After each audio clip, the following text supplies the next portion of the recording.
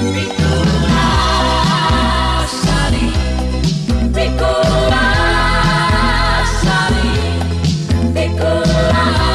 sampai selama-lamanya. Shalom, salam sejahtera bagi kita semua dalam Tuhan kita Yesus Kristus. Semoga kita semua dalam keadaan sehat selalu dan diberkati oleh Tuhan kita Yesus Kristus.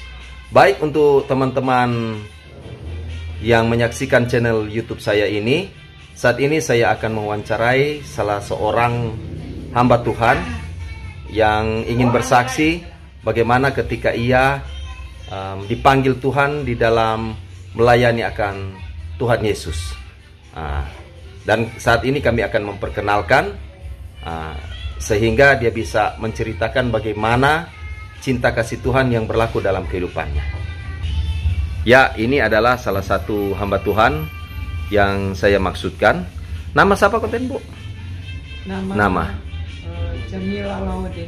Sekuat Ibu Jamila Laude. Kalau sekarang ini Ibu, kira-kira aktivitas apa yang Ibu lakukan?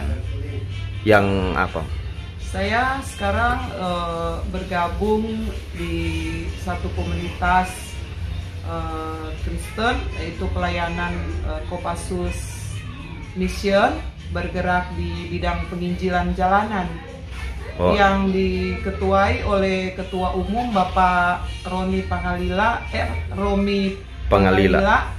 dan Ketua kami DPD adalah Bapak Ronald Lambe.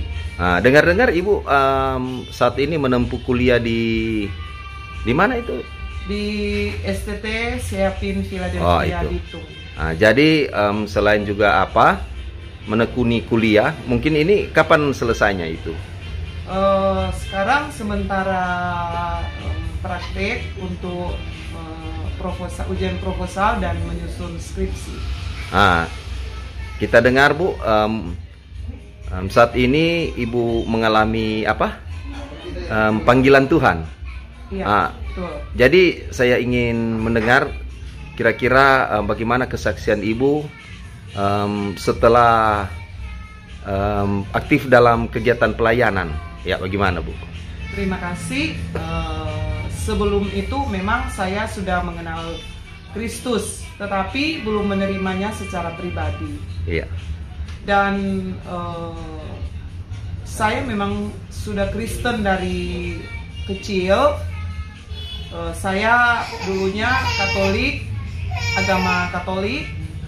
Kemudian ya saya mengikuti satu persekutuan doa, yaitu namanya Persekutuan Doa Kristus Raja.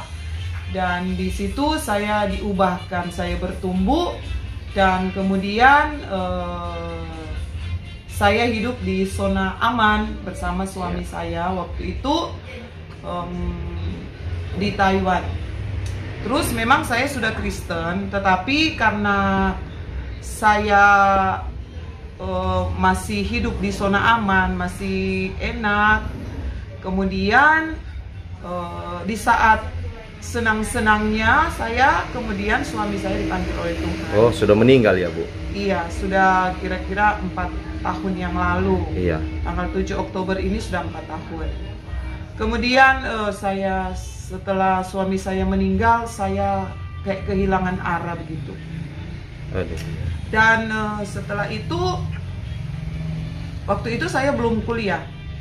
Setelah suami saya meninggal, saya sudah tidak tahu mau kemana. Saya sudah bingung karena sudah kehilangan pegangan.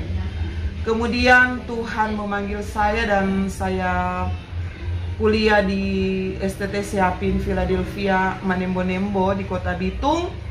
Disitulah saya diproses dan saya merasa bahwa satu panggilan cinta kasih Tuhan lewat proses yang saya alami, dan saya merasakan kasih Tuhan begitu besar dalam kehidupan saya. Ternyata waktu dulu saya mengandalkan manusia, saya tidak mendapatkan apa-apa.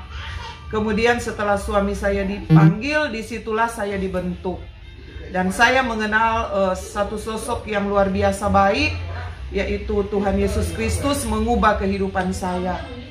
Kemudian dengan berjalannya waktu saya kuliah, ada dosen saya yang sekarang adalah ketua DPD Kopassus Mission memanggil saya untuk mengikuti pelayanan yang diketuai oleh beliau. Kemudian saya menyetujui dan saya menjadi pelayan di situ. Dan di situ pun banyak mujizat terjadi dalam kehidupan saya. Saya merasa damai, merasa sukacita karena mendapatkan teman-teman yang luar biasa yang begitu antusias untuk memberikan masukan tentang firman Tuhan, begitu banyak kesaksian hidup. Nah, disitulah saya menyadari bahwa kehidupan kita ini, kalau kita tidak bergantung kepada Tuhan, tentulah kita tidak akan mendapatkan damai sejahtera. Karena Alkitab berkata, celakalah orang yang mengandalkan manusia. Oleh sebab itu, saya bersyukur kepada Tuhan, karena setelah saya masuk di Kopassus Mission sampai sekarang ini, saya diubahkan Tuhan dan saya merasa bahwa bersama Tuhan saya bisa hidup tenang. Karena damai dan sejahtera bukan ada di dunia ini, tetapi ada di dalam Tuhan Yesus Kristus. Demikian. Iya. Jadi pengalaman dalam pelayanan Ibu Mila Laude itu sudah banyak ya? Ya, kalau pelayanan waktu persekutuan doa dulu sudah mendoakan orang-orang yang sakit, sudah bergabung dalam pelayanan, dan juga mengikuti pelayanan-pelayanan bersama dengan teman-teman hamba Tuhan. Iya. Jadi rencananya apa yang Ibu akan lakukan setelah selesai mengikuti sekolah teologi yang saat ini Ibu geluti? Ya, setelah saya selesai, puji Tuhan, kalau Tuhan berkenan, saya akan menjadi seorang penginjil. Dan misi saya akan ke desa-desa untuk mencari jiwa-jiwa yang benar-benar haus akan kebenaran firman Tuhan dan belum pernah disentuh oleh siapapun. Dan saya percaya misi saya ini, kalau Tuhan berkenan, saya akan melanjutkan itu. Dan untuk sekarang saya bersama-sama dengan Kopassus Mission melayani untuk penginjilan jalanan sampai dengan saat ini. Iya. Nah, sekarang kira-kira apa yang menjadi kendala dalam pelayanan Ibu yang selama ini Ibu jalankan? Kalau menjadi kendala sebenarnya tidak ada. Cuman kan sekarang saya masih kuliah. Jadi keterbatasan waktu itu ada. Tetapi saya terus mengambil kesempatan untuk melayani Tuhan. Karena saya tahu kalau kita berusaha pasti Tuhan akan buka jalan untuk pelayanan. Iya. Nah, sekarang Bu, Ibu kan berkecimpung di Komando Pasukan Kristus Kopassus Mission. Nah, itu yang Ibu layani di sana, kira-kira sejauh mana pelayanan daripada Komando Pasukan Kristus yang ada? Karena dengar-dengar yang kemarin-kemarin melaksanakan KKR penginjilan jalanan. Nah, kira-kira apa? Bagaimana, Bu? Jadi dalam penginjilan jalanan itu misi kita kan di dalam Injil Matius pasal 28 ayat yang ke-19, jadikanlah semua bangsa murid dan baptislah mereka dalam nama Bapa, Anak, dan Roh Kudus. Dan di dalam pelayanan kami sekarang, pada 2 minggu yang lalu ada kesembuhan anak yang telah dinyatakan oleh dokter, divonis oleh dokter bahwa tidak bisa berjalan. Kemudian kami tim, setelah kami melakukan puji-pujian, terus ada firman Tuhan, terus kemudian ada doa, dan kami mengundang ada seorang ibu membawa anaknya, dan dia menyatakan bahwa anak ini dinyatakan sudah tidak bisa berjalan. Tetapi kami percaya bahwa kuasa Tuhan, dan kami bersatu hati dengan hamba-hamba Tuhan yang ada di dalam Kopassus Mission ini. Kami bersatu hati dan kami berdoa bersama-sama, kami minta kepada Tuhan, dan Tuhan mengurapi anak ini, dan anak ini bisa berjalan. Kemudian pada minggu kemarin kami juga membuat KKR di sana, dan ada satu anak yang pada masa kecilnya itu dia memperoleh step panas, kemudian dia tidak bisa berjalan dan dia tidak bisa bicara. Tetapi dengan doa kita hamba-hamba Tuhan yang ada di Kopassus Mission, kita bersatu hati minta kesembuhan daripada Tuhan. Ternyata berangsur-angsur anak itu sembuh dan bisa berjalan dan dia bisa ngomong. Nah, itu yang terjadi dalam pelayanan kami sekarang ini.